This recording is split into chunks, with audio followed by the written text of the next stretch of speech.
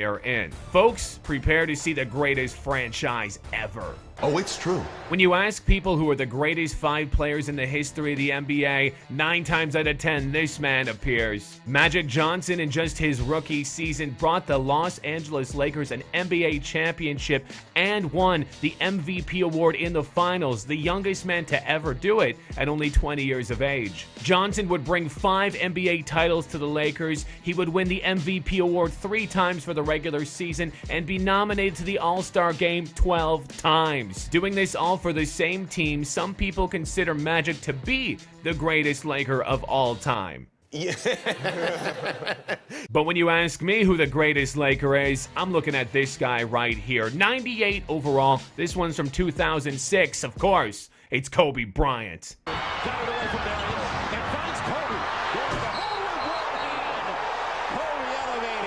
Drafted in 1996 by the Charlotte Hornets, he was promptly traded over to the Los Angeles Lakers, where he'd spent his entire career.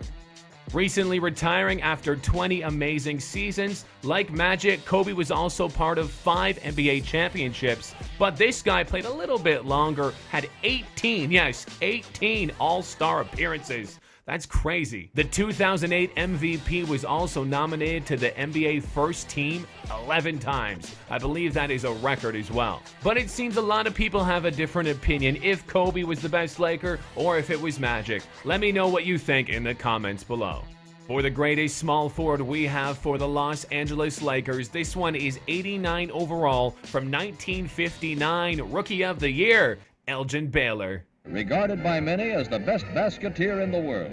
Not only did Elgin win the Rookie of the Year award in his debut season, he also went to the All-Star game and won the MVP award there too. Making the All-NBA team 10 times in his career, Elgin in his prime season averaged 38 points a game with 19 rebounds and also 5 assists. God damn, it's a pretty fucking good milkshake. Also an interesting fact, in 1962, when he averaged that 38-19 season, he was also in the Army at the same time, so apparently he played on weekends. Man, the world has changed. Either way, Elgin Baylor, one of the greatest small forwards I unfortunately never got to watch.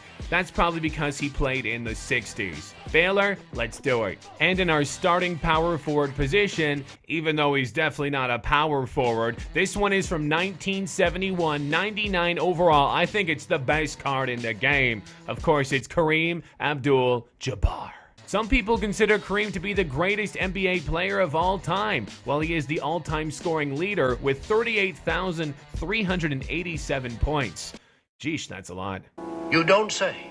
Kareem won 5 NBA championships as a Los Angeles Laker and one also with the Milwaukee Bucks. For that reason, people don't consider him to be the greatest Laker of all time because he spread his talents elsewhere. Regardless what you think, this man went to the All-Star game 19 times. Yes, 19 times. He was also nominated to the NBA First Team 10 times. And get this, he won the regular season MVP award 6 times. 6 times! Regardless of where you put Kareem in your top 5 list of all time, he is definitely one of the greatest Lakers. The man with the sky hook, I like ya.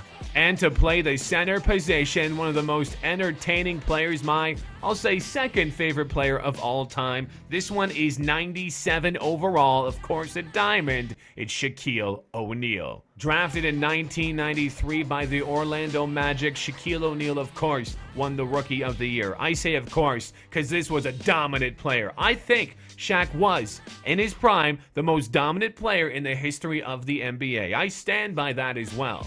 Winning the 3 out of his 4 NBA championships in his career in Los Angeles, him and Kobe teamed up for one of the best duos in the history of the NBA. Yeah, that's what I said, the best duos. Suck it, Scotty and Jordan. Shaq being one of the most unstoppable forces in the NBA at 7'1", over 300 pounds, most teams would just opt to foul him instead because he really wasn't one of the greatest shooters. Love fest that has broken out here at Staples. Oh.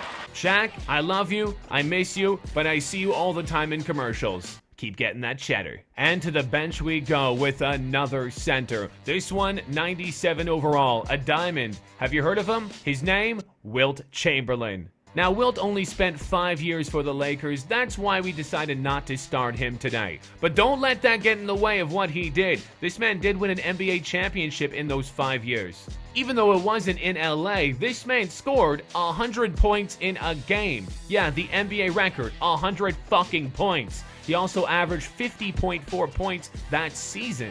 Wilt Chamberlain passed away in 1999 at the age of 63. But what a legacy this man left behind. Wilt Chamberlain, rest in peace. Up next, we have a man that I remember quite well. Still in the league, of course he is. That's Paul Gasol. I think most people will agree that Paul Gasol is the greatest power forward in the history of the Lakers. I remember when this man was traded to the team. I was so goddamn happy. The Lakers needed some help, and I think we just got rid of Kwame Brown for him. What a crazy deal it was. He came, he helped us win a couple championships, and then stuff got a little messed up. I blame Mike D'Antoni anyway. Paul Gasol, though, I respect you, and I hope you do big things wherever you end up. Up next, we have a man that played the point guard and the shooting guard position. This one is a 91 overall from 1972. Historic Jerry West. His nicknames were Mr. Consistency and Mr. Clutch. Some consider him one of the greatest shooting guards ever. If you ever wondered who that basketball player is in the NBA logo, that's actually Jerry West. Jerry not only played for the Lakers, he became the general manager in 1982 and helped win the franchise 6 NBA titles. Averaging 27 points a game, Mr. West will go down as one of the greatest Lakers ever. And here we have the former coach of the Los Angeles Lakers. This one is 84 overall from 1987. It's Byron Scott. Mr. Scott in 1983 was drafted number 2 overall and ended up winning 3 NBA championships with the Los Angeles Lakers. Byron, of course, was coaching the Lakers until quite recently, where he was replaced for Luke Walton, another Laker. Now, Byron, I'm not too mad at you. The Lakers are a bit of a mess. It really wasn't your issue, but you didn't really do anything either. But you were a great player, and you have your role in this lineup. After Byron, we have another historic card. This one is 84 overall, a small forward from 1991. It's James Worthy. James Worthy is definitely worthy of being in our challenge. Good one.